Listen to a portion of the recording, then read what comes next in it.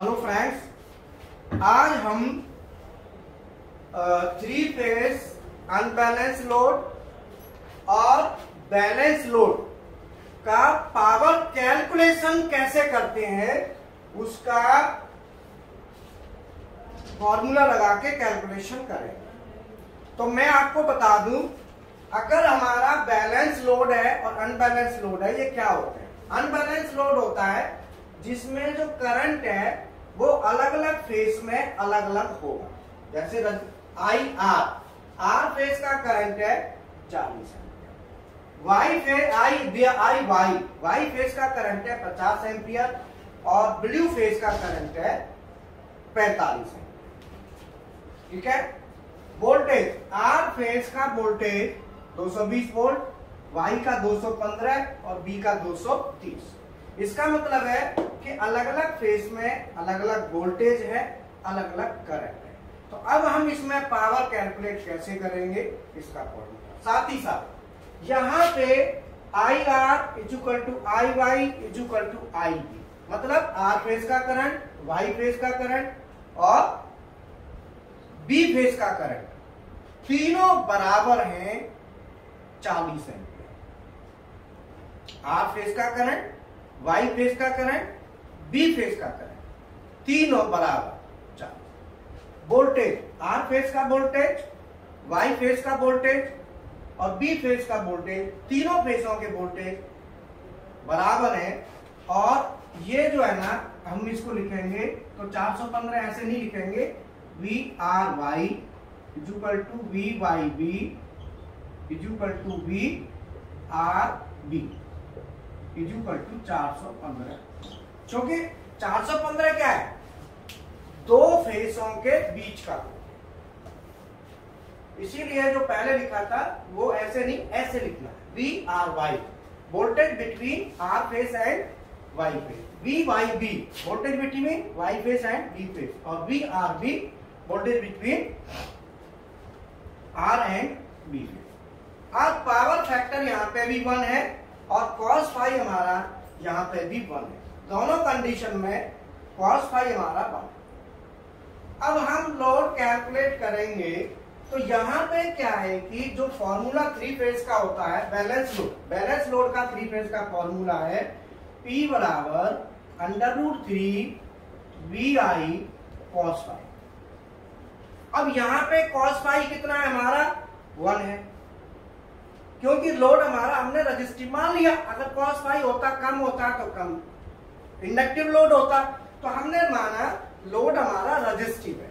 Load क्या है हमारा रजिस्टिव, और रजिस्टिव लोड का cos फाई 1 होता है। तो यहाँ P बराबर √3 VI cos फाई। अब इसमें √3 V कितना है, यहाँ पे जो V है मैं बता देता हूं पहले। यहां पे इस फॉर्मूला में जो V है वो है voltage between 2 phase. Voltage between 2 phase कितना है, इसको कहते हैं VL। वोल्टेज बिटवीन 2 फेज होता है वो होता है VL, और VL यहाँ पे लाइन वोल्टेज जिसको कहेंगे हम वो है 415, मतलब दो फेजों के बीच का जो वोल्टेज होता है उसको लाइन वोल्टेज कहते हैं। और I क्या है करंट, तो IL जो है ना, जो लाइन करंट है वो हमारा है 40 एम्पियर। अब ये जो वोल्टेज और करंट है ये दोनों RMS वैल्यू है, ये ध्यान रखिए, VRMS और IRMS। तो पावर का जो फॉर्मूला है √3 VI cos फाई, तो P बराबर √3 इंटू V का मान आएगा 415 वोल्ट इंटू I का मान आएगा 40 इंटू 1 cos फाई 1 है। तो ये पावर आया हमारा काय में आएगा, वाट में। 28,718। तो P जो है ना, P हमारा होगा वाट में। तो ये कितना आया 28,718। 18,700 28,718। अब ये क्या है, वाट आ गया। अगर वाट को किलोवाट में करेंगे तो 1000 का भाग देंगे, तो ये आ गया 28,718 बटे 1000 kilowatt is equal to 28.718 kilowatt. ये हमारी पावर कैलकुलेट हो गई 28। ठीक है, अगर इस कैलकुलेशन में कहीं भी एरर आती है, कोई मिस्टेक हो, तो उसको अगर वो मतलब ना, क्योंकि ह्यूमन एरर अमूमन आ जाती है कई बार, तो ये आपने फॉर्मूला समझना है और कैलकुलेशन करना समझना है। अगर कहीं मिस्टेक हो तो आप उसको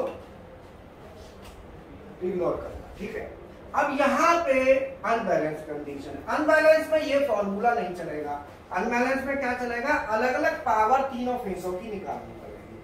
तो पी आर, आर फेज की पावर, आर फेज की पावर होगा, वो होगा V इंटू आई इंटू कॉस फाई। अब आर फेज की पावर निकालेंगे V इंटू आई, तो V यहाँ पे V कितना था 415, बट यहाँ पे जो V होगा वो होगा R V R, R phase का वोल्टेज और आई आर।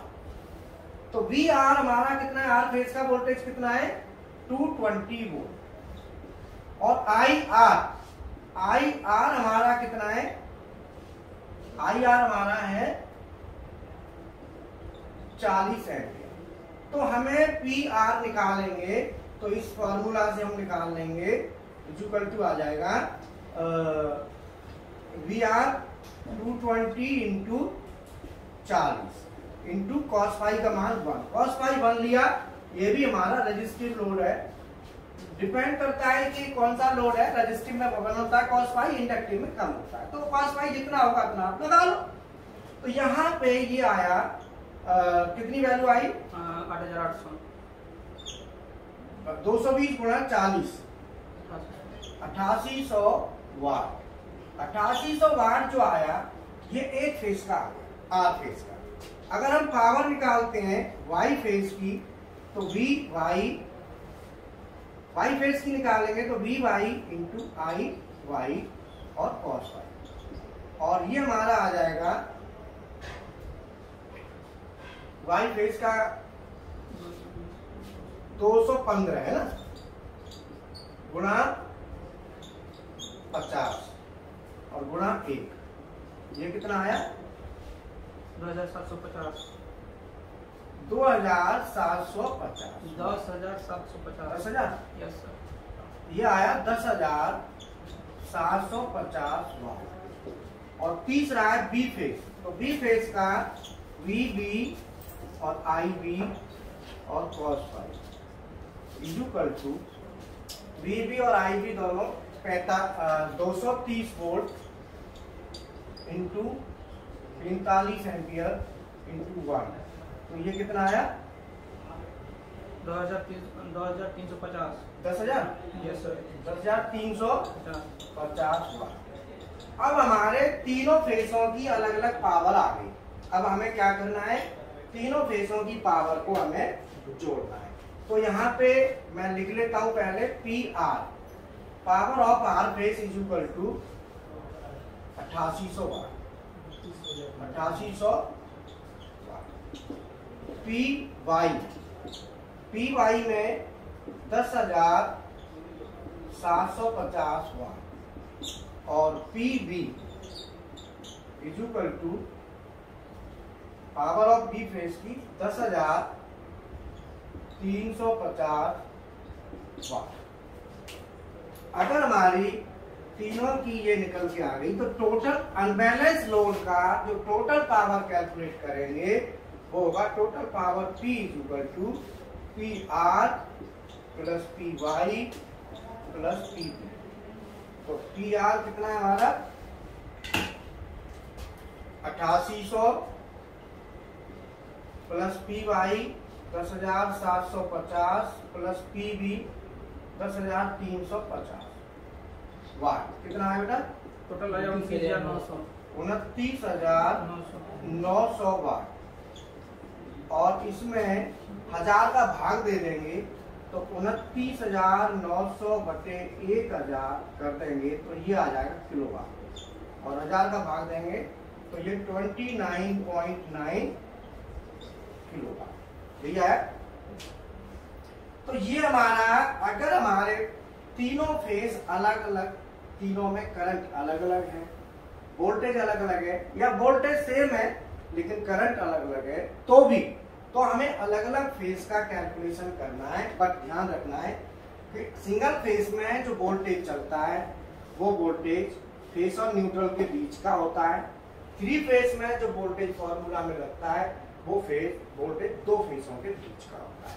अगर हम अलग अलग करके भी कैलकुलेशन करें और उसका भी अलग अलग निकालें तो हमारा वो भी वैल्यू उतनी ही आएगी।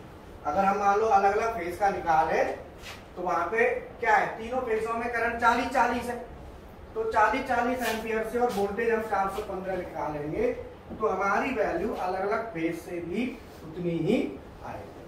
ठीक है ना। तो ये हमारा अनबैलेंस 3 फेज अनबैलेंस लोड और 3 फेज बैलेंस लोड का कैलकुलेशन करंट का मैंने पावर का बता दिया। अब मैं आपको बता दूं हमारा ट्रेनिंग सेंटर पिछले 15 साल से है, उससे पहले 15 साल मैंने जॉब किया है, मैनेजर रहा हूँ। तो हमारे पास कोर्सेस हैं पीएलसी प्रोग्रामिंग के, 5 पीएलसी हैं, Delta, Mitsubishi, Siemens, Omron, Allen Bradley, जिसमें digital, high speed, analog, servo, VFD, hydraulic drawing read करना, हाइड्रोलिक सर्किट डिजाइन करना, पावर पैक डिजाइन करना, सीएनसी मशीन का मेंटेनेंस पूरा, लैडर डिजाइन करना, कुछ भी हो, और CNC programming, VMC programming, Delcam, AutoCAD, quality control, mechatronics का पूरा पैकेज यहाँ पे है।